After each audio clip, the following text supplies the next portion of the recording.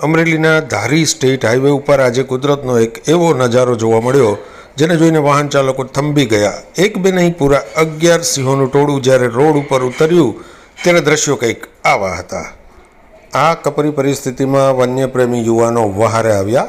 સિંહો અને માણસો વચ્ચે કોઈ ઘર્ષણ ન થાય અને વનરાજ સુરક્ષિત રીતે પોતાના ઘરે એટલે કે જંગલમાં પહોંચી જાય તે માટે આ 11 સિંહોને એક પછી એક તેમની બિલકુલ નજીક જઈને આ યુવાનોએ અદ્ભુત રીતે જંગલ તરફ વાળ્યા।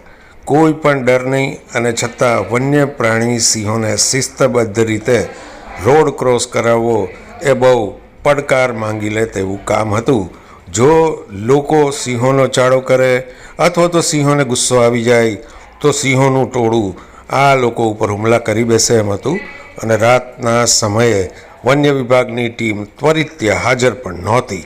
આવી પરિસ્થિતિમાં ગીરની આસપાસ રહેતા શહેરદિલ યુવાનોએ પોતાની ફરજને બખૂબી નિભાવી અને લોકોના ટોળાને સિંહોની નજીક આવતા રોકી અને પોતે કોઈ જ હથિયારો વિના આ ડાલામથ્થા સાવજોના ટોળાને બહુ જ આસાનીથી જંગલ તરફ વાળી દીધા। તો આ ગીર છે જ્યાં માનવી અને સિંહોના અસ્તિત્વનો પૂરા વિશ્વમાં ક્યાંય ન જોવા મળે એવો નજારો વારંવાર જોવા મળે છે। કદાચ હવે સિંહો પણ મનુષ્યની સાથે રહેતા શીખી ગયા છે અને એવી જ રીતે મનુષ્યોએ પણ પોતે આવી જ રીતે સિંહોની સાથે રહેતા શીખવું પડશે, કારણ કે તો જ એશિયાટિક સિંહો અને મનુષ્યો એકબીજાની આટલા નજીક રહી શકશે। સિંહોના ટોળા રોડ ક્રોસ કરતા હોય એવા દ્રશ્યો હવે વારંવાર જોવા મળી રહ્યા છે અને એમાં પણ અમરેલી જિલ્લો તો જાણે સિંહોનો ફેવરેટ હોય એવી રીતે અહીંયા રાજુલા, ખાંભા અને જાફરાબાદ આસપાસના વિસ્તારોમાં તો સિંહો જાણે વોક કરવા હાઈવે ઉપર નીકળતા હોય એવા દ્રશ્યો જોવા મળે છે।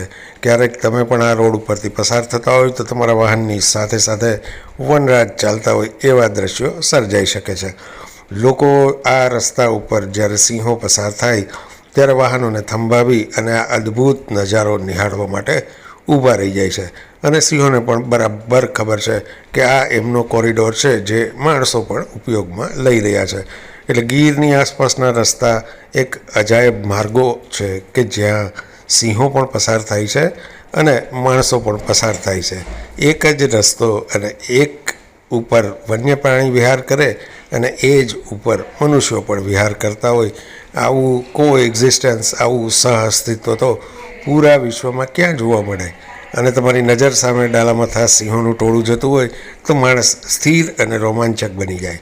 હમણાં જ આપણે જોયું કે પીપાવાવ પોર્ટ કે જે અમરેલી જિલ્લામાં રાજુલા નજીક આવેલું છે ત્યાં આવી જ રીતે વન્ય વિભાગની ટીમે સિંહોને રસ્તો ક્રોસ કરાવ્યો હતો। તમે જુઓ જાણે ટ્રાફિક મેનેજમેન્ટ આપણે શહેરો કે હાઈવે ઉપર થતું હોય છે ને એવી જ રીતે સિંહોનું આ ટ્રાફિક મેનેજમેન્ટ છે।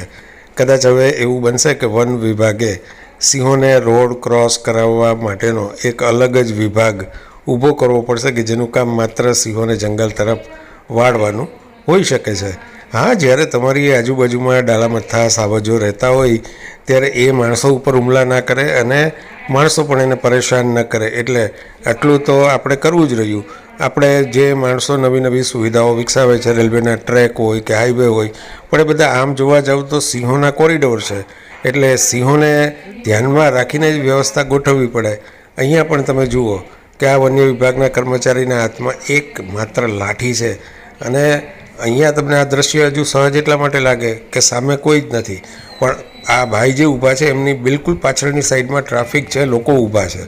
હવે વિચાર કરો કે આ લોકો દિવાલની જેમ જે વચ્ચે ઊભા ના હોય અને એમાંથી કોઈ એમની નજીક જાય અથવા તો સિંહોને ગુસ્સો આવે અને સિંહો એમની તરફ વળી જાય તો કેટલી મોટી દુર્ઘટના થઈ જાય। પણ આ જુઓ શાંતિથી ઊભા રહી ગયા છે અને સિંહો ક્યાંય પણ આડાઅવડા ના થાય અને એ પોતાના રસ્તે ચાલ્યા જાય એના માટે ત્યાં ઊભા રહીને પોતાની ફરજ બજાવી રહ્યા છે।